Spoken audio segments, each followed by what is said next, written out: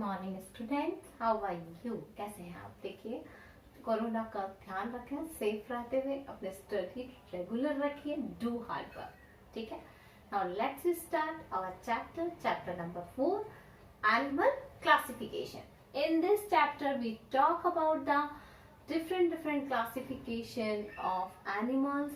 In previous video we talk about the number first phylum Porifera, and today we discuss about the phylum Coelenterata. Coelenterata is also called the Cnidaria. Cnidaria, the present of C is there silent. Cnidaria में ही हम इसको बोलते हैं, pronounce करते हैं, C यहाँ silent रहता है.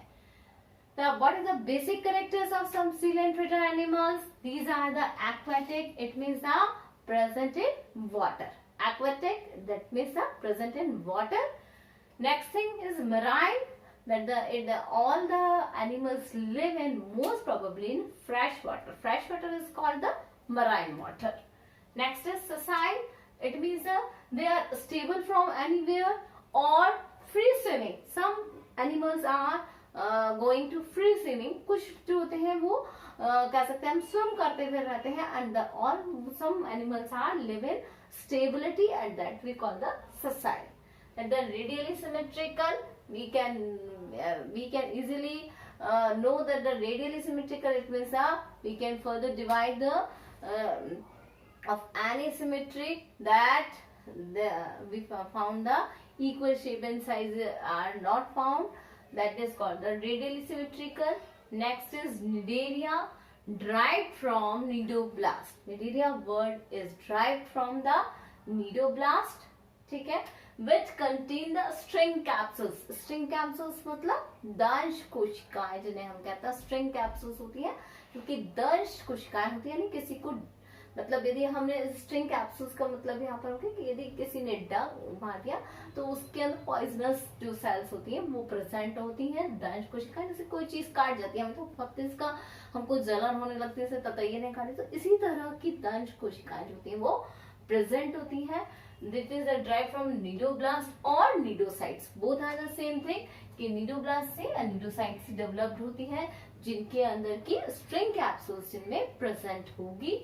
Present of tentacles on the body, यानी पूरी बॉडी के अंदर टेंटिकल्स स्पर्शन. Look here this diagram, this one, this is called the tentacles part, यानी whole body is present in tentacles. कांटेनुमा जो स्पर्शक है वो प्रेजेंट होते हैं.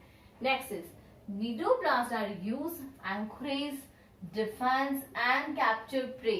निडोब्लास्ट जो होते हैं वो अपना जो उनकी हेल्प क्या है, क्या वो हेल्प कर सकते हैं. These are the helpful for defence, यानी किसी भी एनिमल से रक्षा करने के लिए हमको डिफेंस की नीड होती है. किसी एनिमल से हार्मफुल जो है वो उससे सेफ्टी के लिए, और यदि आपका प्रे है उसको कैप्चर करने के लिए ये जो होते हैं हेल्पफुल होते हैं.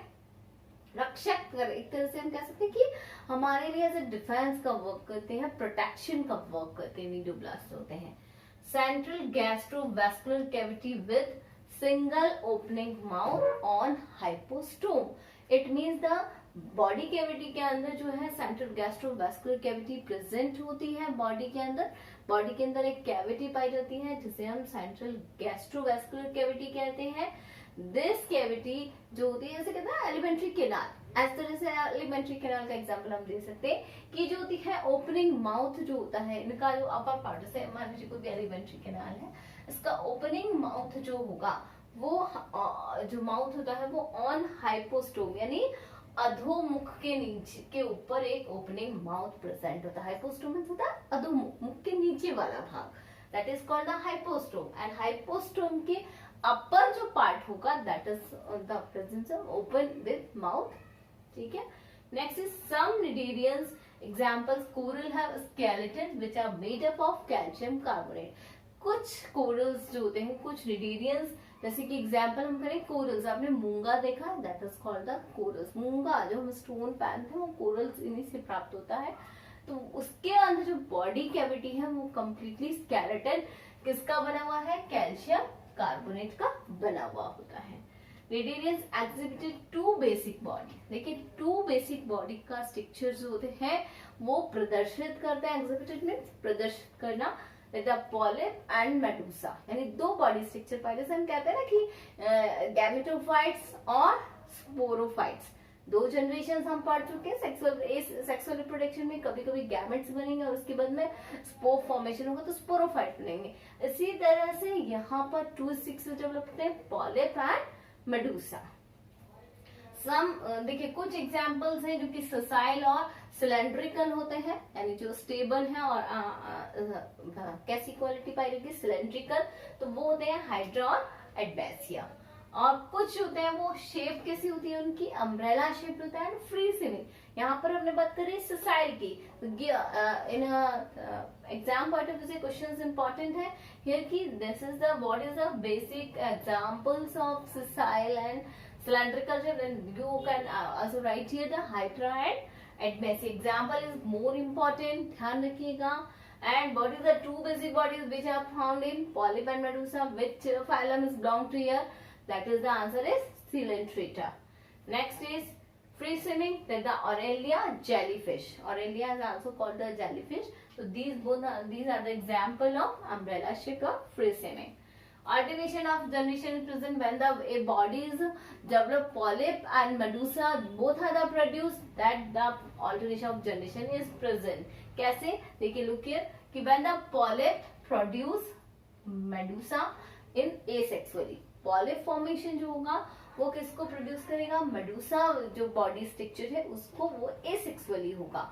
आफ्टर दैट मेडूसा जो होगा वो प्रोड्यूस करेगा पॉलिप को, वो पॉलिप कैसा होगा, सेक्सुअल होगा। जैसे सिमिलर सी बात हम करें कि स्पोरोफाइट है, स्पोरोफाइट किसको जनरेट करता है, स्पोरोफाइट के बाद में गैमेट्स बनते हैं और गैमेटोफाइटिक स्टेज आती है। ये गैमेट्स का फ्यूजन होता है और न्यू ऑर्गेनिज्म डेवलप होता है, उसे हम कहते हैं स्पोरोफाइट स्टेज। तो सेम हियर की पॉलिप जो है वो उसने प्रोड्यूस किया मेडूसा को एसेक्सुअल रिप्रोडक्शन की तरह। अब ये मेडूसा जो होगा वो डेवलप्ड होगा और वो प्रोड्यूस करेगा सेक्सुअली फॉर्मेशन पॉलिप्स को। तो पॉलिप सेक्सुअल फॉर्मेशन हो गया, पॉलिप्स के बाद में फिर वापस से क्या आ जाएगा, मेडूसा, और मेडूसा के बाद में अगेन क्या आ जाएगा, पॉलिप फॉर्मेशन हो जाएगा। तो these are the we can say that the alternation of generation is present in this phylum Coelenterata. This is the example, look here, Aurelia medusa formation के अंदर Aurelia present है यहाँ पर, and some example is sea anemone, that we call the admesia also, sea anemone. This is the main name, generally जो known name है वो sea anemone माना जाता है। sea pan Mantula जो है वो सी पैन के नाम से जाना जाता है, सी एनिमोन जो था एडमेंसिया के नाम से जाना जाता है। तो today we discuss about the Coelenterata phylum and it is also called the Idalia. Thank you. Have a nice day.